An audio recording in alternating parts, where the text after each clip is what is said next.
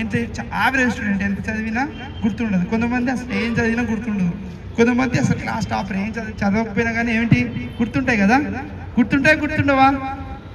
గుర్తుండే right. So కానీ దేవుని దృష్టిలో అందరము ఏంటి దేవుని దృష్టిలో అందరం ఈక్వలా కాదా?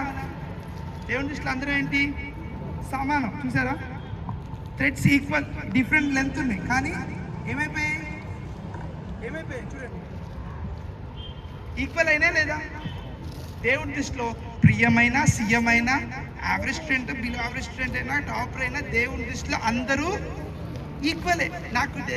నేను ఎంత చదివినా గుర్తున్నట్టు దేవుడు నీ మీద ఇష్టం లేదని కాదు. దేవుడు కొంచెం నువ్వు కష్టపడితే దేవుడు మంచి మార్క్స్ ఇస్తాడు, నువ్వు కొంచెం కష్టపడట్లేదు అంతే. అర్థమైందా? సో దేవుడి దృష్టిలో మనం అందరము ఈక్వలే. ప్రైమ్ మినిస్టర్ అయినా, చీఫ్ మినిస్టర్ అయినా, స్కూల్ టీచర్ అయినా, నేనైనా, మీరైనా, అందరు దేవుని దృష్టిలో ఒక్కటే. నేను ఎలా టీచర్స్ ఎలా చూస్తున్నారు, దేవుడు టీచర్స్ ఎలా చూస్తున్నాడు, నిన్ను అలానే చూస్తున్నాడు. అర్థమైందా? So inequalities, all are equal.